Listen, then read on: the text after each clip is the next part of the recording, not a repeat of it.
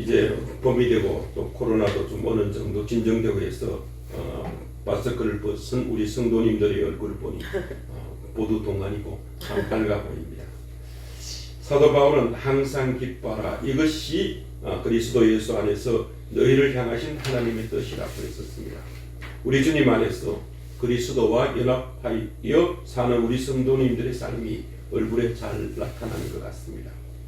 사순절 기간이지만은 십자가의 죽음과 부활을 묵상하면서 구원의 은혜에 잠겨 늘 기뻐하는 삶을 사시기 바랍니다. 아멘.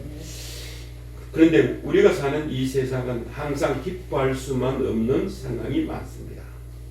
매일 들려오는 소식과 언론 매체를 통해 나오는 뉴스를 보면 온갖 갈등이 넘쳐나고 반목과 불신의 시대에 살고 있구나 하는 생각이 듭니다. 가정과 이웃, 직장, 국가 사회 전반에 걸쳐 갈등이 일상화되고 심지어 교회 내에서도 갈등이 심각합니다. 언젠가 인터넷에서 이런 제목의 기사가 있어서 유심히 봤습니다. 한국이 갈등 세계 1위가 됐다. 우리 한국이 자살 1위, 그 다음에 부동산 세금 1위 뭐 등 여러 가지 부끄러운 부분에 1위 하는 것이 상당히 많지만 갈등 지수도 1위가 됐다 해서 깜짝 놀랐었습니다. 이 자료를 찾아보니까 2021년 영국에 있는 킹스 칼리지에서 전 세계 28개 국가의 시민 2만 3천여 명을 대상으로 빈부격차와 성별, 그 다음에 나이, 지지정당, 정책 이념 등 12가지 갈등 항목에 대해서 심각하게 느낀지를 조사했는데 우리나라가 빈부격차와 남녀 성별, 그러니까 젠더 문제라든지 세대 격차, 그 다음에 지역 갈등 등 4개 부분에서는 세계에서 압도적으로 1위고 나머지 부분에도 대체로 갈등 지수가 높아서 세계 1위, 공식적으로 세계 1위가 됐다고 합니다. 갈등이란 말 참 많이 들어본 말입니다.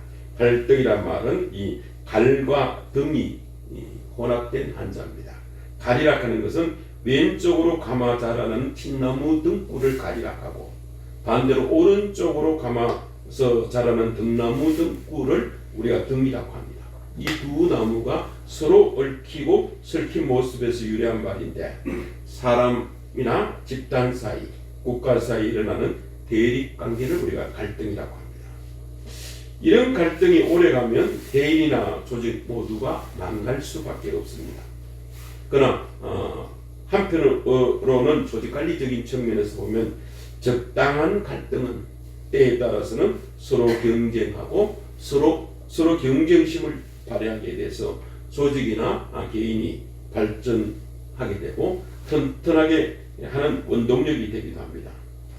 개인이나 사회의 변화는 이런 갈등을 해결하려는 노력에서 비롯되고 이 발전은 갈등을 해결하면서 이루어지기도 합니다. 오늘 우리에게 주신 말씀 사도행전 6장 1절에서 7절의 말씀은 초대교회 내에서 어떤 갈등이 있었는지 그리고 그 갈등을 어떻게 해소했는지 그 결과가 어떻게 했는지를 통해서 우리에게 큰 교훈을 주고 있습니다.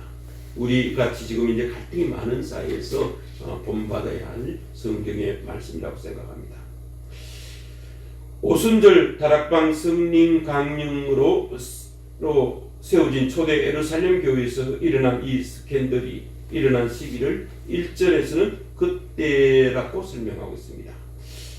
그때라는 말은 사도행전 5장에서 산헤드린 공회에서 유대 종교 지도자들이 사도들을 잡아 채찍질하면서 다시는 예수의 이름으로 말하지 말라고 협박했음에도 불구하고 사도들은 전혀 거기에 대해서 아무렇게도 생각하지 않고 개의치 않고 언제 어디서나 예수는 그리스도라고 가르치고 전도하기를 그치지 않았을 때 5장 42절에 그렇게 나오고 있습니다. 그 결과 제자들이 많아지고 교회가 크게 성장했을 때 일어난 일입니다.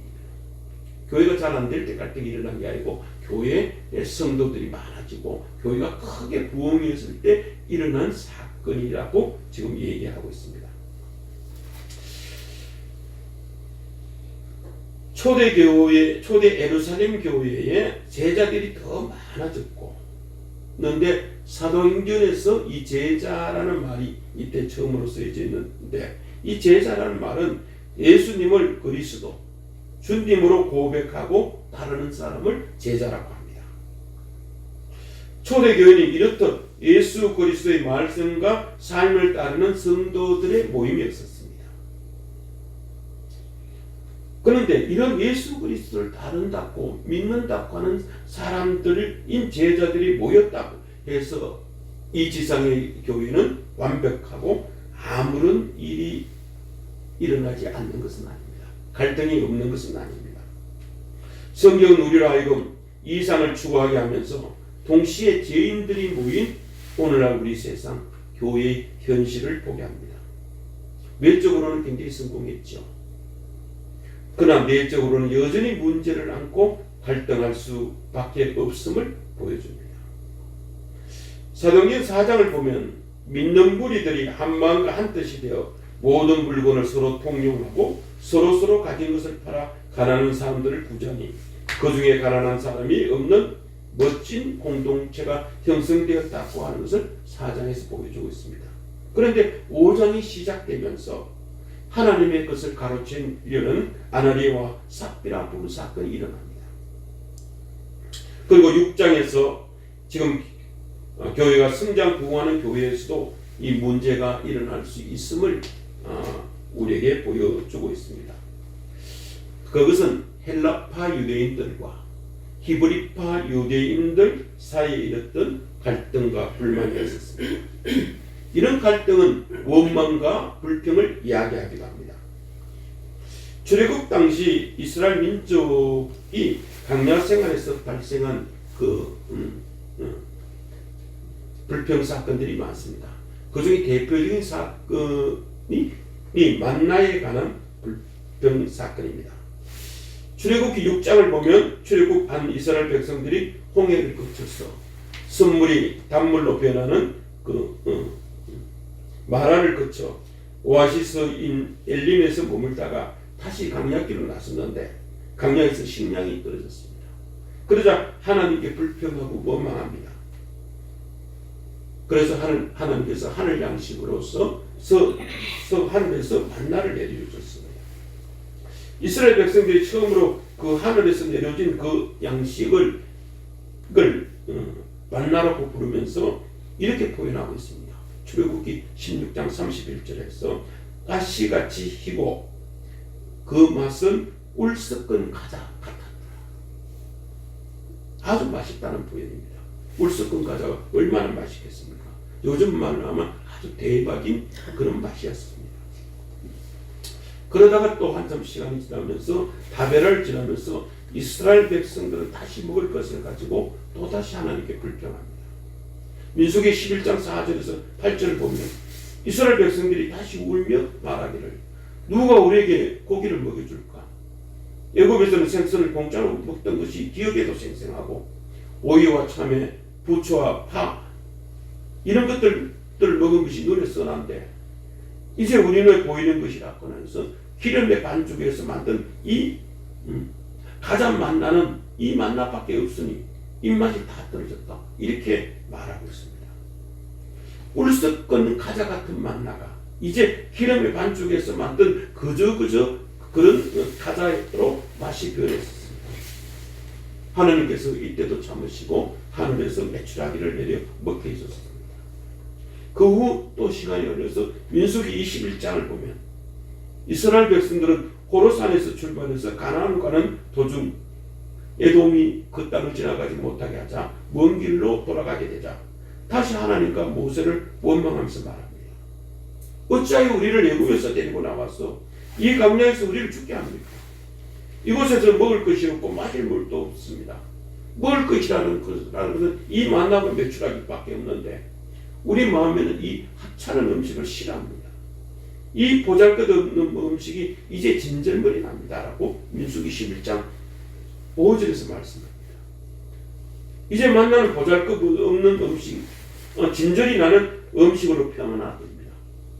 똑같은 음식인데 사람의 마음에 따라서 이렇게 꿀 섞은 과자가 같다가 기름에 반죽한 과자가 됐다가 이제 하찮은 것, 먹기 싫은 음식, 이런 것으로 평가가 달라집니다. 이때는 하나님께서 진노하셔서 불뱀을 보내요. 사람들을 물게 해서 많은 사람이 죽게 됐다고 민수기 21장 6절에서 말하고 있습니다. 이처럼 우리 속에 있는 불평과 갈등이 해소되지 않으면 씀뿌리가 자라나서 교회 분열이 일어나고 함께 멸망하게 됩니다. 그러면 다시 오늘의 본문으로 돌아가서 갈등의 원인이 무엇인지를 살펴보도록 하겠습니다. 그 갈등은 1절에서 보면 헬라파 유대인들이 자기 가부들이 매일의 구제에 빠짐으로 히브리파 사람을 원망하면서 일어났습니다. 당시 예루살렘 교회는 유대인들로만 구성된 유대인들의 교회였습니다. 그때는 이방인들이 없었어요. 그렇지만 다 같은 유대인들은 아니었습니다.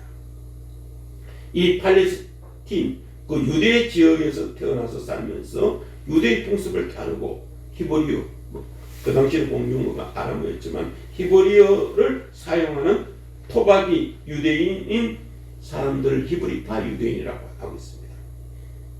그리고 유대 땅이 아니고 다른 지역으로 흩어져 헬라 지역에 전체 그리스 문화권에서 살면서 복음을 듣고 예루살렘 교회로 정착한, 소위 이 옷에 말하는 디아스포라라 불리는 해외파로, 이 헬라어가 히브리어보다 더 편한, 요즘 말하면 영어 쓰는 게 더 편한 이런 사람들이 헬라파 유대인이라고 부르는 두 그룹이 있었습니다. 물론 교회 안에서는 히브리파 유대인들이 다수를 차지하고 헬라파 유대인들은 소수였었습니다. 갈등의 원인은 교회에서 사장 이후에서 굉장히 여러 사람들이, 성도들이 집을 팔고 해서 헌금을 많이 했습니다. 그는 구제를 가지고 가난한 사람들, 성도들을 도우고 있었습니다. 그런데 교회가 매일 행하는 그 구제의 대상에서 헬라파 유대인 가부들이 빠지게 됩니다. 그리고 소위 말하면 복지 혜택을 못 받게 되는 겁니다.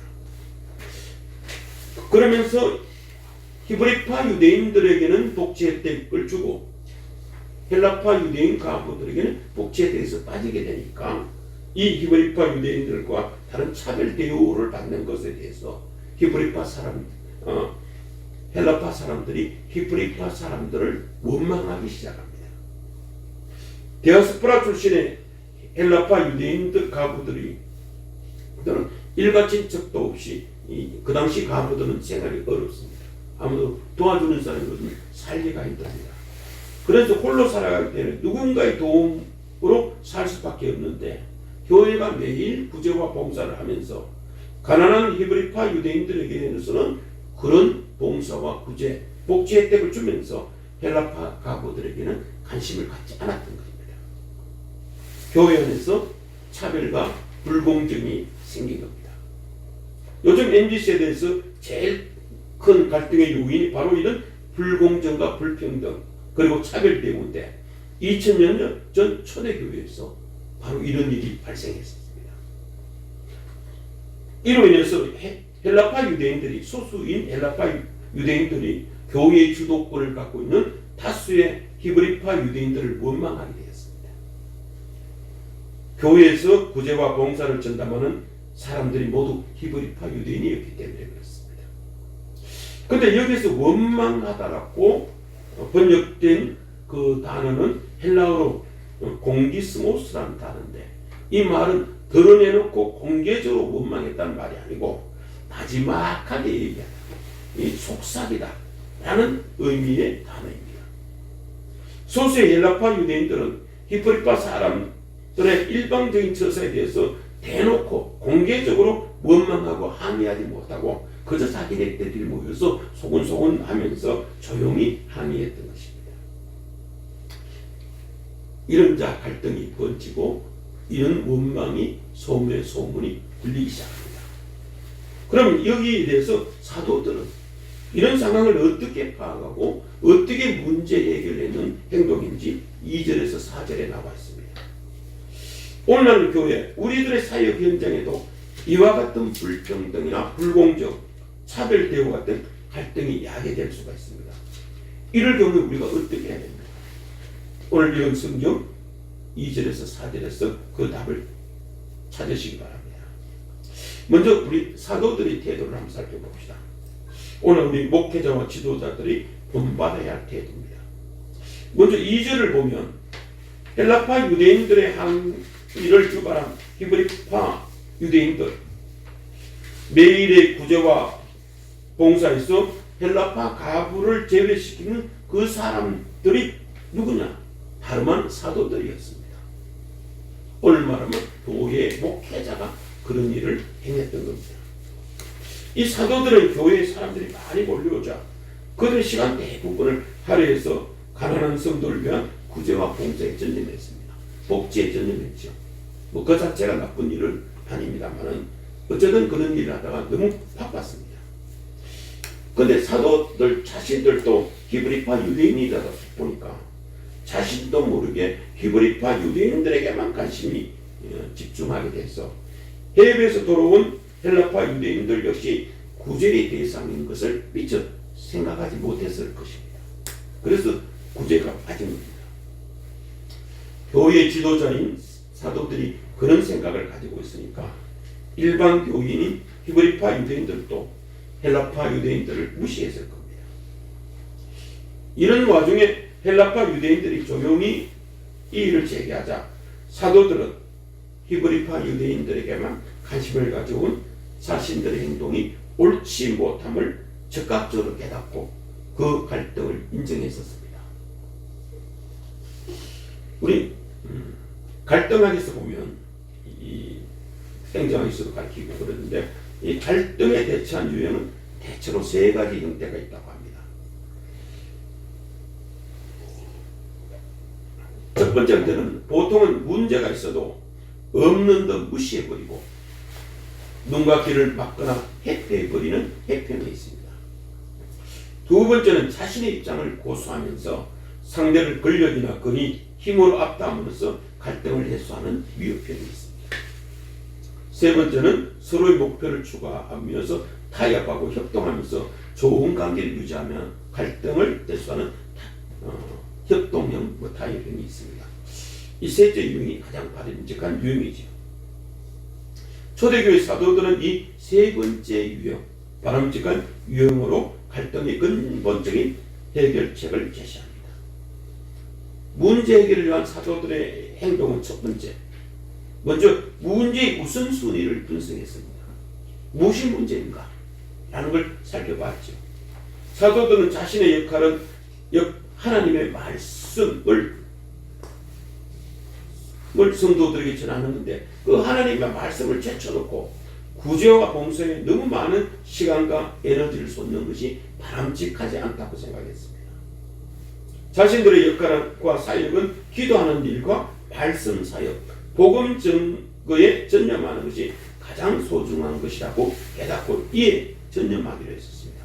그러나 다른 사람을 섬기는 일, 구제와 봉사도 소중한 일이니까 이런 섬김의 필요성도 충분히 인정했었습니다.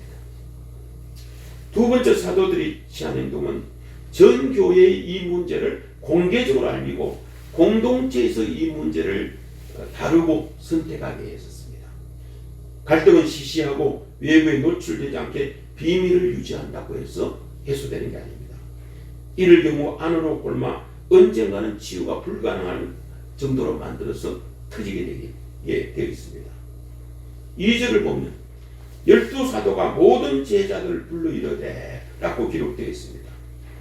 사도들은 교회의 당면한 문제를 해결하기 위해 지체하지 않고 모든 제자, 즉 예루살렘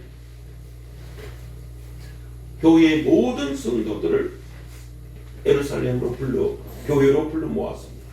히브리파 유대인, 헬라파 유대인은 물론이고 개종한 신자들까지 공동체의 모든 사람들이 다 모였습니다. 사도들은 하나님과 교인들 앞에 이 문제를 내놓고 공개적으로 논의하기 시작했습니다. 세 번째 사도들이 취한 행동은 대안을 제시하고 공동체의 의견을 물었었습니다. 사도들이 내은 대안은 뭐냐? 이제 교회의 역할을 분담하자, 나누자.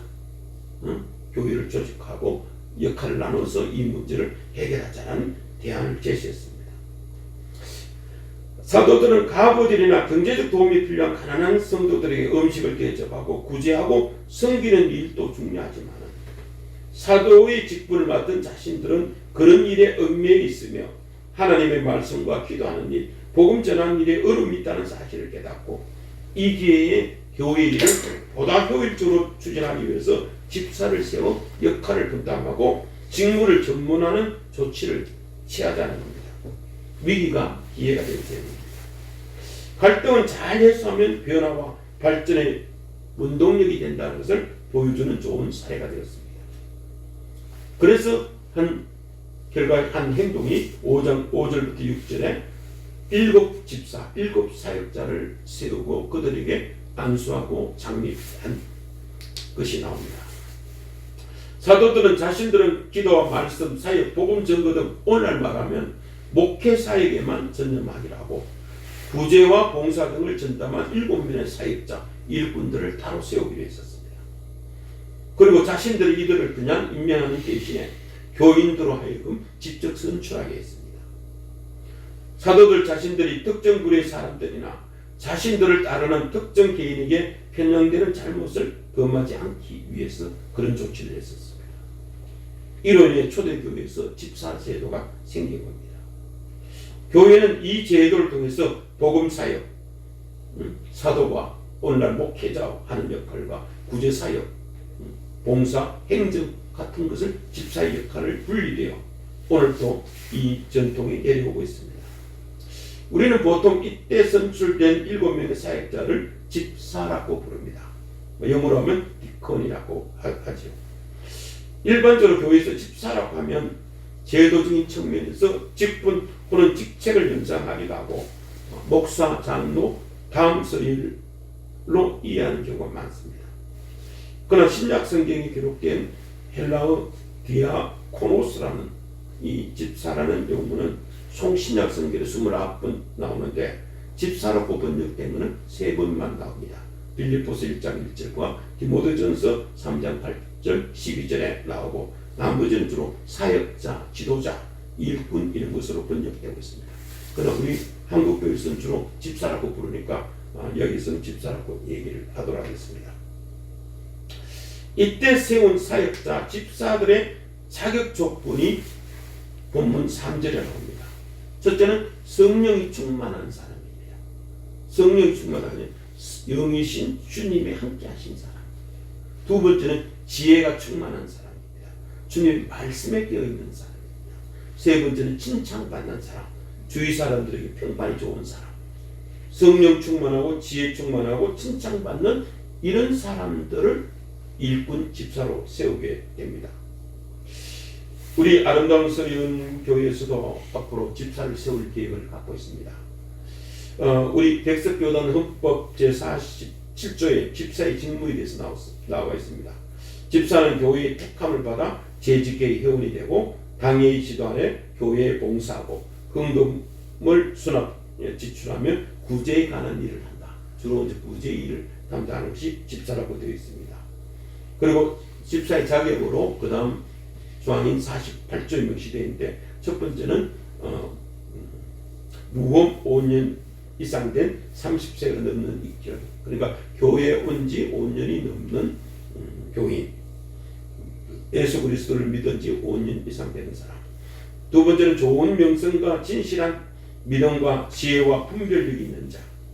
세 번째는 행위가 복음적이고 생활의 모범이 되는 자로 규정되고 있습니다. 이 사도행전 6장 3절에 그 지금 초대교회 집사를 세운 이 기준에 기초해서 우리 교단에서도 집사의 자격을 정했습니다. 디모데전서 3장 8절에 보면 8절에서 13절에 바울이 목회자 디모데에게 편지를 보내면서 집사의 자격에 대해서 구체적으로 명시해서 보낸 대목이 있습니다. 이해하기 쉽게 새 번역 성경으로 보면 집사들은 신중하며 한 입으로 두 말을 하지 아니하며 술에 탐닉하지 아니하며 부당한 이득을 탐내지 아니하며 믿음의 비밀을 깨끗한 양심에 간직한 사람이어야 한다. 이런 사람들을 먼저 시험해보고 책망받을 일이 없으면 집사 일을 하시죠. 이와 같이 여자들도 신중하며 험담하지 아니하고 절제하며 모든 일에 성실한 사람이어야 합니다. 집사들은 한 아내의 남편이며 자녀와 자기 가정을 잘 다스리는 사람이어야 합니다. 집사의 직무를 잘 수행한 사람들은 좋은 지혜를 얻게 되고 그리스도 예수를 믿는 믿음에 큰 확신을 얻게 합니다. 라고 되어 있습니다. 우리 교회에서도 앞으로 이런 분들을 집사로 세우고 교회와 성도들에게 덕이 되도록 해야 합니다. 다시 본문 5절로 보면 성도들은 이런 사도들의 제의를 받아들여서 기쁜 마음으로 스데반을 비롯한 7명의 집사를 아주 합리적이고 민주적인 절차를 따라서 선출했었습니다. 그리고 사도들은 그들을 전 교인들 앞에 세우고 6절에 안수함으로써 정식으로 구제와 봉사의 직무를 감당케 했었습니다. 우리가 안수기도 한다. 안수한다는 것은 능력 있는 사도 선배가 자신이 가진 어떤 능력과 은사를 신임에게 부어주고 나눠주는 행위라고 생각하지만 그런 것이 아니라 사역을 위해 하나님 앞에 세우신 일꾼을 교회가 정식으로 인준하고 시임하는 일을 성경에서는 안수를 통해서 이루어집니다. 민수기 27장 18절을 보면 하나님께서 모세에게 여호수아에게 안수하고 그를 제사장 엘라살과 온 회중 앞에 세워 너희 후계자로 세우라고 명령하시는 장면이 나옵니다. 하나님께서 이미 성령으로 충만하게 세우신 자를 인정하고 교회 앞에서 공식적으로 인정하고 성도들이 순종하도록 사도의 권위를 위탁하는 중요한 과정이 안수입니다. 이 신약성경에서는 어떤 사역이나 직분이나 어떤 사역 직분이나 역할을 맡을 때 안수하는 장면이 많이 나옵니다. 사도행전과 디모데전서, 후서 이런 데서 많이 나오고 있습니다. 이때 순수는 먼저 기도하고 기도한 다음에 안수 주는 것이 순수입니다. 꼭 안수를 받았을 때 능력이 부어주신다면 그것은 안수하는 사람이 안수해서 그런 것이 아니고 안수 전에 기도할 때 하나님께서 응답으로 부어주신 은혜와 권능이기 때문에 그렇습니다. 그래서 반드시 안수는 먼저 기도하고 그 다음에 안수하는 순서로 됩니다. 6절을 보면 이 선출된 7명이 스데반, 빌립, 브로고로, 니가노로, 디몬, 바메나, 안디옥 사람 니골라 등 이 이름이 전부 다 헬라식 이름입니다. 물론 헬라식 이름을 가졌다 해서 우리 지금도 우리 주변에서는 영어식 이름 쓰는 사람 많습니다. 제임스 킴 이렇게 쓰기도 하는데 그렇다 해서 모두 다 미국에서 온 사람이라고 볼 수는 없듯이 헬라식 이름 쓴다 해도 전부 다 헬라파 유대인이라고 볼 수는 없지만 상당수는 헬라파 유대인이었습니다. 이 초대교회의 인적 구성으로 보면 비율상 히브리파 유대인, 국내파 유대인들이 절대 다수를 차지하고 있는데 소수 집단인 해외파 유대인들이 전부 다 집사로 선출되는 이변이 일어났습니다. 그거는 다수파인 국내파 히브리파 유대인들이 소수파인 해외파 헬라파 유대인들에게 표를 주었기 때문에 민주적인 절차에 선출되는 것, 표를 주었기 때문에 선출되고 가능한 일입니다. 우리 인간 집단 속성상 거의 불가능한 일이지만 성령께서 그렇게 하신 겁니다. 사도행전 이후에 따르면 이 이후에 헬라파 유대인들의 활약이 대단히 많이 기록되어 있습니다. 이제 불평하는 공동체가 기쁨으로 축복하는 공동체로 변했었습니다. 그러면 이제 결론적으로 결과적으로 이렇게 교회 공동체 즉 성도들이 교회의 일꾼을 선출하고 사도와 함께 안수하고 공적으로 리더십을 위임한 결과가 어떻게 되는 것인가 7절에 나와 있습니다. 갈등이 해소된 결과입니다. 헬라파 유대인 집사들이 활동을 시작한 이래 지금까지 볼 수 없었던 많은 일들이 일어났습니다. 우리 사도행전 6장 7절을 함께 봅시다. 하나님의 말씀이 점점 왕성하여 예루살렘에 있는 제자의 수가 심히 더 많아지고 허다한 제사장의 무리도 이 도에 복종하니라 라고 되어 있습니다. 하나님 말씀이 점점 왕성하게 되었습니다. 제자의 수가 심히 많아졌다는 말은 성도의 수가 크게 증가하여 교회가 부흥하게 되었다는 말입니다. 그리고 가장 큰 이적 가운데 하나가 그동안 그리스도를 박해하던 예루살렘의 제사장들이 한두 명도 아니고 집단적으로 허다한 무리, 집단적으로 주님을 영접하고 예수님의 제자가 되었다는 겁니다. 회개와 개종이 일어났다는 겁니다. 세상이 교회에 행복하게 된 겁니다.